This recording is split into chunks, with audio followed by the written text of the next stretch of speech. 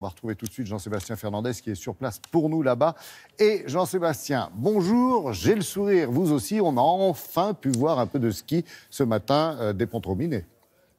Exactement, moi aussi j'ai le sourire effectivement ici depuis Pyeongchang. Ça faisait 3 jours qu'on attendait avec les vents violents, on n'avait pas vu de ski. Ben ça y est, oui, on a vu du ski avec bien l'épreuve du combiné. C'était à 3h30 cette nuit en direct sur France Télévisions. Le combiné, je vous explique en 2 mots, c'est une épreuve en 2 parties. Il y a la descente qu'on a déjà vue, ça c'est pour la vitesse. Et puis un petit peu plus tard en direct vers 7h du matin, il y aura la partie technique, le slalom. Et on a un Français normalement qui est pas trop mal dans cette discipline, c'est Alexis Pinturault. Il a terminé dans le top 10 de la descente, ça c'est bien parce qu'il devance son principal rival, Hirscher, l'Autrichien. Il vise évidemment, Alexis Pinturault, une médaille, il vise même l'or. On va voir ce qui s'est passé dans cette première manche avec Alexandre Lequeré qui nous parle aussi de halfpipe puis d'un premier cas de dopage, malheureusement. Malgré le vent et un tracé modifié au dernier moment, Alexis Pinturault assure la 10e place sur la descente, la première manche du combiné. Une médaille est envisageable pour le Savoyard qui termine juste devant son principal rival, l'Autrichien Marcel Hirscher. Tout se jouera dans la seconde manche, le slalom, qui débute à 7h du matin. Les 3 autres Français sont dans les 20 premiers au classement. Déception pour les Françaises en snowboard, pas de podium dans l'épreuve du halfpipe. Mirabel Tovex et Sophie Rodriguez sont 9e et 10e.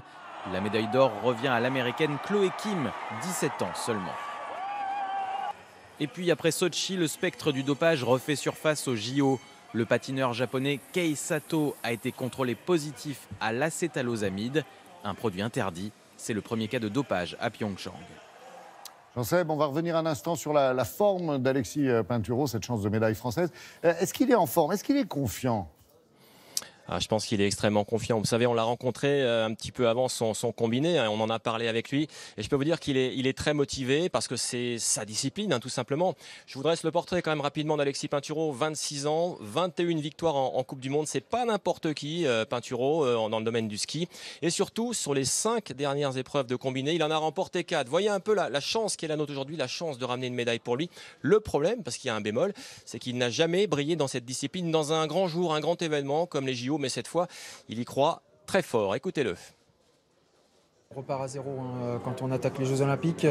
Ce qui s'est passé avant n'existe plus, c'est uniquement ce qui se passe ici. Et c'est d'ailleurs pour ça qu'on voit très souvent des outsiders, des athlètes qui ont très rarement fait des podiums, qui viennent chercher des médailles, même des médailles d'or. Donc il ne faut pas oublier que les Jeux, c'est quelque chose qui est complètement différent, qui est à part.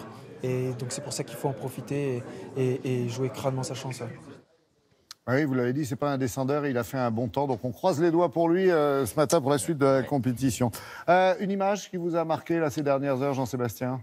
Ouais, je vais vous en proposer une tous les matins, une petite image qu'on vous glane par-ci, par-là. Alors cette fois, regardez, ça va se passer au sommet de la descente, précisément où était Alexis Pinturault ce matin. Regardez, c'est un pisteur qui est donc tout au sommet là-haut. Et qu'est-ce qui lui arrive? Il a perdu son toki. Et du coup, le toki, il fait une petite balade sur la piste.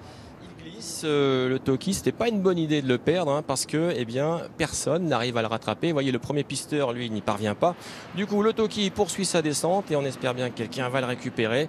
Le vent, la pente et la petite balade du toki, c'était l'histoire de la matinée.